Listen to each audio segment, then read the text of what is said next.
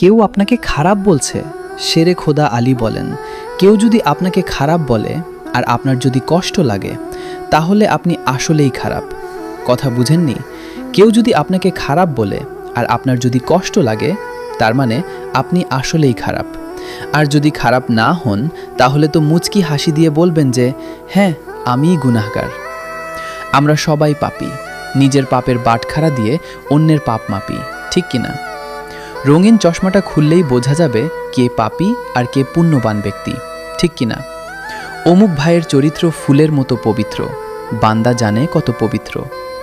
মূল শিক্ষা বক্তা এখানে হজরত আলী রাদিয়াল্লাহু আনহুয়ের একটি প্রজ্ঞাপূর্ণ কথার উদ্ধৃতি দিয়ে বোঝাতে চেয়েছেন যে অন্যের সমালোচনা শুনে যদি আমরা খুব বেশি বিচলিত বা কষ্ট পাই, তবে বুঝতে বুঝতে হবে আমাদের ভেতরে কোথাও খামতি আছে। আর যদি আমরা নিজেদের সম্পর্কে আত্মবিশ্বাসী হই, তবে অন্যের কথায় কান না দিয়ে বিনয়ের সাথে তা গ্রহণ করা বা এড়িয়ে যাওয়াই শ্রেয়। এরকম গুরুত্বপূর্ণ কথা শুনতে ইসলামিক স্টুডিও ফলো দিয়ে পাশে থাকুন। আসসালামু আলাইকুম।